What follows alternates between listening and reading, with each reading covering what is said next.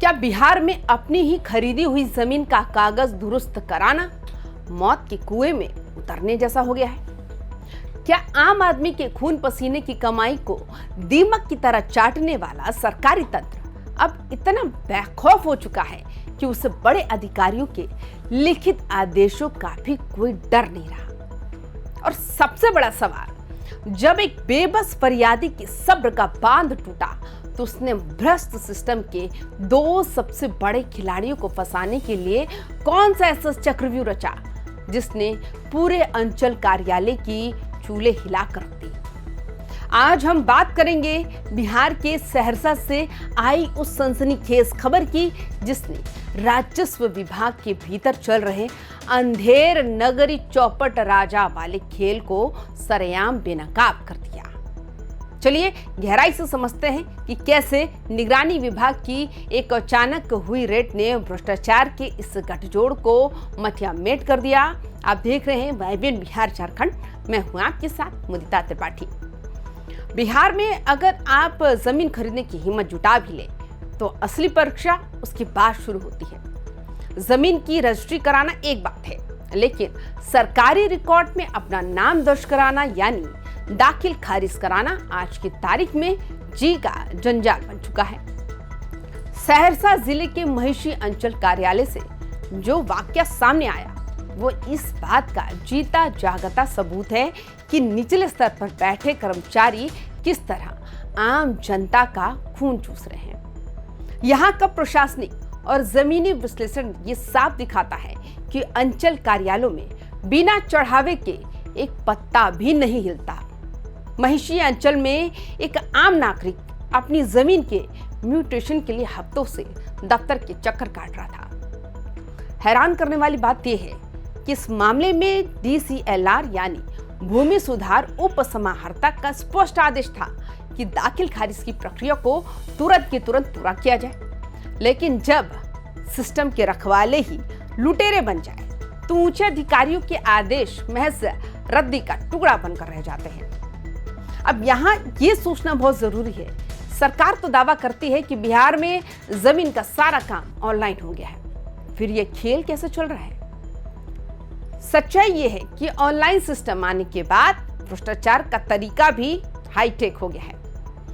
आम आदमी जब ऑनलाइन दाखिल खारिज के लिए आवेदन करता है तो निचले स्तर पर बैठे ये कर्मचारी जानबूझकर उसमें कोई ना कोई तकनीकी गड़बड़ी निकाल देते हैं। कभी वंशावली के नाम पर तो कभी पुराने रिकॉर्ड के नाम पर फाइल को लटका दिया जाता है। मकसद सिर्फ एक होता है कि सामने वाले को इतना परेशान कर दो कि वो खुद ब खुद किसी दलाल के जरिए अंचल कार्यालय की चौखट पर पैसे लेकर पहुंच जाए। यानी कि जो तकनीक पारदर्शिता के लिए आई थी उसे ही इन बाबुओं ने उगाही का नया हथियार बना लिया। इस पूरी कहानी के पीछे जो खेल चल रहा था उसका ताना बाना महिषी अंचल के राजस्व कर्मचारी श्याम प्रसाद सिंह और उसके एक चहेते बिचौलिए फूलचंद शाह ने बुना था। अंचल कार्यालयों में ये एक आम ट्रेंड बन चुका है कि सरकारी बाबू सीधे तौर पर पैसे का लेन देन नहीं करते, बल्कि उन्होंने अपने आगे कुछ ऐसे दलाल या बिचौलिए पाल रखे होते हैं जो जनता से सौदेबाजी करते हैं। अगर आप बिहार के किसी भी अंचल कार्यालय में चले जाएं तो आपको सरकारी कुर्सियों पर बैठे कर्मचारियों से ज्यादा बाहर मंडराते हुए दलाल नजर आएंगे। इन बिचौलियों का रसूख ऐसा होता है कि सरकारी बाबू की अलमारी की चाबियां और सरकारी रजिस्टर भी इन्हीं के पास होते हैं। महिषी अंचल का फूलचंद शाह भी इसी सिंडिकेट का एक मोहरा था।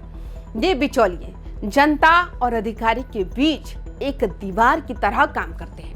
अगर आप सीधे अधिकारी के पास जाएंगे तो आपका काम महीनों नहीं होगा, लेकिन अगर आप बिन बिचौलियों के जरिए चढ़ावा भेजेंगे तो जो फाइल महीनों से धूल पाक रही थी उस पर चंद घंटों में दस्तखत हो जाएंगे। ये कोई छिपी हुई बात नहीं है, बल्कि हर अंचल कार्यालय का खुला सच बन चुका है। पीड़ित मोहम्मद हयातुल्लाह जब अपनी जमीन का काम कराने पहुंचे तो DCLR के आदेश की कॉपी देखने के बावजूद राजस्व कर्मचारी का दिल नहीं पिघला। सीधा और साफ संदेश दे दिया, कि काम कराना है तो जेब ढीली करनी पड़ेगी। शुरुआत में म्यूटेशन करने और जमीन की रसीद काटने के नाम पर पूरे 25,000 रुपए की मांग की गई। पीड़ित ने मिन्नतें की, अपने सीधे सच्चे होने का वास्ता दिया, लेकिन मानसिक प्रताड़ना का दौर थमा नहीं। आखिर काफी मोल तोल के बाद ये गंदा सौदा 20,000 रुपए में तय हुआ। ये स्थिति दिखाती है कि कैसे आम आदमी को अपने ही हक के लिए लुटेरों के सामने सरेंडर करना पड़ता है। लगातार हो रही मानसिक प्रताड़ना और घूस की बढ़ती डिमांड से तंग आकर मोहम्मद हयातुल्लाह ने एक ऐसा फैसला किया जो अमूमन लोग डर के मारे नहीं करते हैं। उन्होंने हार मानने के बजाय इस भ्रष्ट गठजोड़ को सबक सिखाने की ठान ली। पीड़ित ने सीधे पटना स्थित विशेष निगरानी इकाई यानी कि विजिलेंस डिपार्टमेंट का रुख किया और वहां लिखित शिकायत दर्ज करा दी। निगरानी विभाग की कार्यशैली को अगर टीवी और खोज पत्रकारिता के फॉर्मेट में देखें तो ऐसी शिकायतों पर तुरंत एक्शन नहीं होता, बल्कि पहले एक सीक्रेट वेरिफिकेशन यानी शिकायत का सत्यापन होता है। पटना से आई विजिलेंस की टीम ने गुपचुप तरीके से मामले की जांच की और जब ये पक्का हो गया कि राजस्व कर्मचारी वाकई बिचौलियों के दम पर पैसे की उगाही कर रहा है, तो एक फुल प्रूफ जाल बिछाने की तैयारी शुरू हुई। केमिकल लगे नोट तैयार किए गए और रिश्वत की रकम देने के लिए एक खास तारीख और वक्त मुकर्रर किया गया। मोहम्मद हयातुल्लाह ने जो हिम्मत दिखाई वो वाकई काबिले तारीफ है, क्योंकि आमतौर पर एक आम नागरिक विजिलेंस के पास जाने से कतराता है। लोगों के मन में हमेशा ये डर होता है कि अगर उन्होंने आज विजिलेंस से शिकायत करके किसी कर्मचारी को पकड़वा भी दिया तो कल को उसी दफ्तर के दूसरे कर्मचारी उनकी जमीन की रसीद कभी नहीं काटेंगे या फिर उनकी फाइल को हमेशा के लिए गायब कर देंगे। राजस्व विभाग में कैसा इंटरनल नेक्सस होता है, एक कर्मचारी पर कार्रवाई करने के बाद पूरा दफ्तर उस शिकायतकर्ता के खिलाफ हो जाता है। इसी डर का फायदा उठाकर श्याम प्रसाद सिंह जैसे कर्मचारी सरेआम और बेखौफ होकर रिश्वत की बड़ी बड़ी डिमांड करते हैं। तय प्लान के मुताबिक जाल बिछाया जा चुका था। पीड़ित मोहम्मद हयातुल्लाह रिश्वत की पहली किस्त के रूप में 16,000 रुपए लेकर पहुंचते हैं। अंचल कार्यालय के पास जैसे ही पीड़ित ने ये रकम बिचौलिए फूलचंद शाह के हाथ में थमाई, वैसे ही विजिलेंस की टीम की नजरें उन पर टिक गई। बिचौलियों ने बड़ी चालाकी से नोटों को गिना और फिर उसे राजस्व कर्मचारी श्याम प्रसाद सिंह के हवाले कर दिया। जैसे ही नोटों का ट्रांसफर हुआ, वैसे ही घात लगाकर बैठी विशेष निगरानी इकाई की टीम ने बिजली की तेजी से छापा मारा और दोनों आरोपियों को रंगे हाथों दबोच लिया।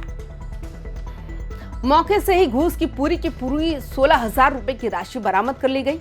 जब आरोपियों के हाथ केमिकल वाले पानी में डलवाए गए तो उनके हाथ गुलाबी हो गए, जो उनके गुनाह का सबसे बड़ा वैज्ञानिक सबूत था।